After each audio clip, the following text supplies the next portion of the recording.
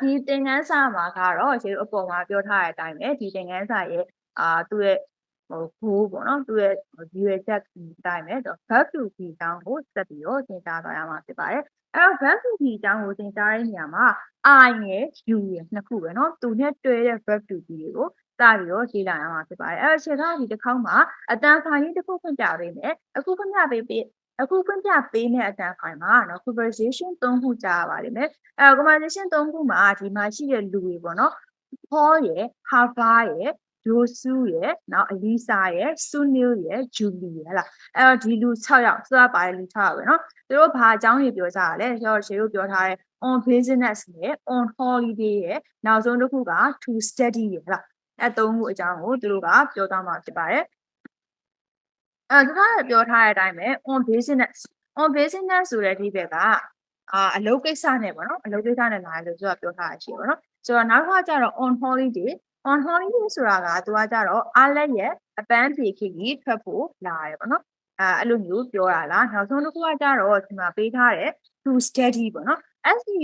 study ဆိုတဲ့ဒီဘက်ကစာလေ့လာနော်စာလေ့လာဖို့စာသင်ဖို့နော်စာသင်ဖို့လာလားစာလာသင်တာလားပေါ့နော်ဆိုပြီးတော့ပြောဖို့အတွက်သုံးလို့ရပါတယ်အဲ့တော့ on business အလုပ်ကိစ္စ on holiday ဒါကတော့အားလက်ရဲ့အပန်းဖြေခကြီးနောက်ဆုံးတစ်ခု to study လား to study ဆိုတာကကြတော့ဒါကစာသင်ဖို့ပေါ့နော်အဲ့တော့ဘယ်ကိစ္စနဲ့ဒီကိုရောက်လာရတယ်ဆိုပြီးတော့မှလေ့ကျင့်တဲ့အခါမှာဒီစကားလုံးတွေကိုသုံးလို့ရပါတယ်နော်အဲ့တော့ဒီသင်ခန်းစာမှာပါတဲ့ဒီစကားလုံးအသစ်ကလေးဆိုလို့ရှိရင်မှတ်ထားပေးပါနော်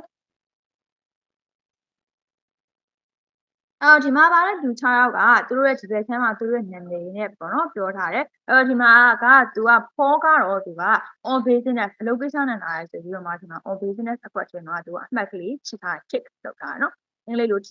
tick လုပ်ထားအမှတ်ချစ်ထားလို့ပေါ့နော်အဲ့တော့တန်တဲ့သူတွေကရောဒီမှာ Hava တို့Jesu တို့ Elisa တို့စင်လေးတို့ကရောဘယ်ကနေလာလဲဆိုတာကိုဘာကိစ္စနဲ့လာလဲဆိုတာကိုသူပြပြသွားပါလိမ့်မယ်သူ့ရဲ့အတန်ဖိုင်ကိုဖွင့်ပြပေးပါမယ်အတန်ဖိုင်ကိုနားထောင်နေတယ်သူတို့ဒီနေရာတွေကနေဘာကိစ္စတွေနဲ့လာကြလဲဆိုတာကိုတက်ပြီးတော့နားထောင်ကြည့်ပြပါနော်ပြီးလို့ရှိရင်အခြေလေးတွေပြန်ပိုက်ပြပါမယ်နော်အဲ့တော့စပြီးတော့နားထောင်ကြည့်အောင်နော်ကျုပ်ဒီစာအုပ်မှာလေဒီစာအုပ်ကိုတကယ်လိုက်ပြီးတော့လေ့လာရဆိုလို့ရှိရင်ပေါ့နော်listening တိုးတက်သွားပါလိမ့်မယ်အဲ့တော့ share ကတော့ဒီမှာတစ်ခေါက်ပဲဖွင့်ပြမယ်ပေါ့နော်